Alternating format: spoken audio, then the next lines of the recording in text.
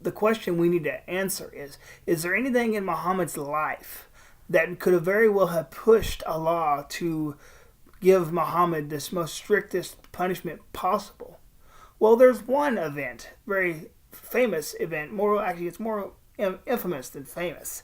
But I think we need to look at the earliest biography of the Prophet Muhammad by Ibn Ishaq. This is on page 166 and 167, and it says, "The Muslims prostrated themselves when the Prophet prostrated, confirming what he had brought and obeying his command, and the Quraysh and the others were in the mosque, prostrated when they heard the mention of their God, so that everyone in the mosque, believer and unbeliever, prostrated except Al-Wadi Muguna, who was an old man who would not do so. So he took a handful of dirt from the valley and bent over it. Then the people dispersed, and the Quraysh went out delighted at what had been said about their God, saying, Muhammad has spoken of our God in splendid fashion. He alleged in what he had read that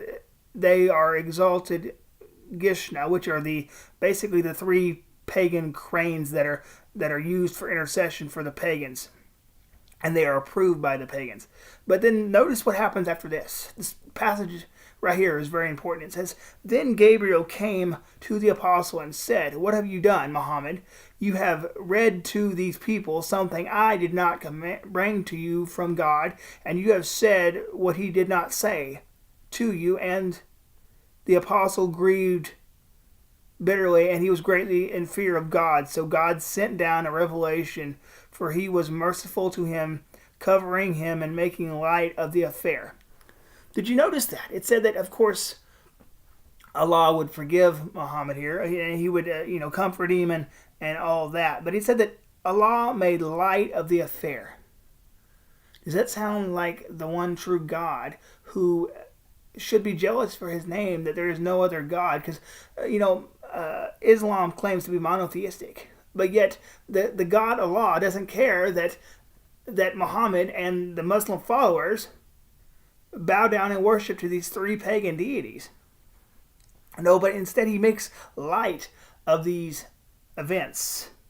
I want to continue on and show. It says, of course, he's telling him, he's making light of the event. He tells him that every prophet and apostle before him desired as he desired and wanted what he wanted, and Satan interjected something into his desires as he had on his tongue. So what did I just tell you? I just told you basically this is the infamous event known as the Satanic Verses. And there are, from what I understand, there are several sources that affirm the authenticity of the Satanic Verses. Now I understand the Muslim world's going to reject this, but the sources are out there. You can go, of course, look for them for yourselves, and you'll find plenty. But the issue, of course, is that Muhammad provides a false saying from Allah that these pagan deities are okay. No big deal here. But let's look at what happens.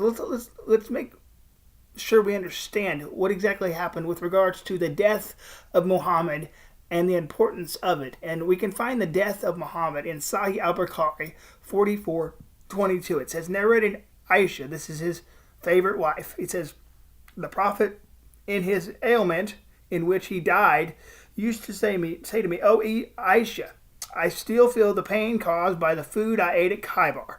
And at this time I feel as if my," what's this?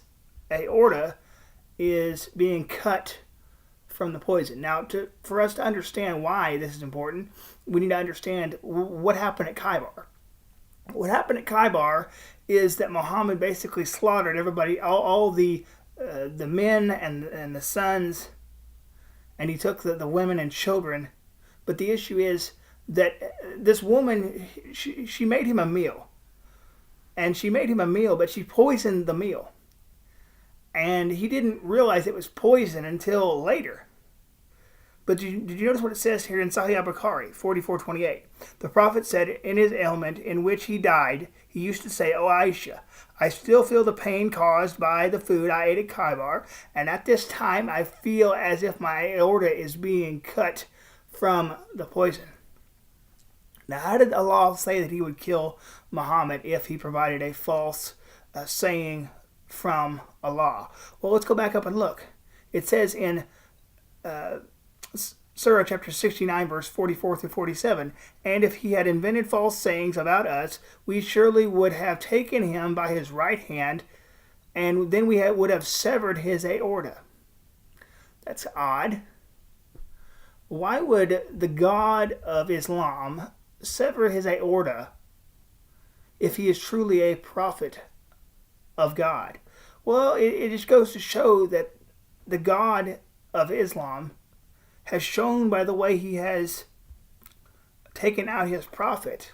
Yes, he used poison, but Muhammad said that he felt as if his aorta was being cut. So what is it showing us? It's showing us that Muhammad is not only a murderous person, but he's also a false prophet. And the Quran even affirms this, because the Quran and the Hadith, because it goes on and on. You can find this stuff that show that Muhammad is a false prophet. You can even look at just the other sources, whether it's commentaries or Al-Tabari or whatever the case is. It's all just here for everybody to go look if they would take the time to do so. So once again, to reiterate, the Prophet of Islam was taken out by his God for providing a false saying through the Satanic Verses. And he was taken out by the same way that Allah said he would take out the one who is a false prophet. His aorta is cut, and Muhammad once again said his aorta felt like it was being severed from the poison that he ingested. I want to thank you for joining me.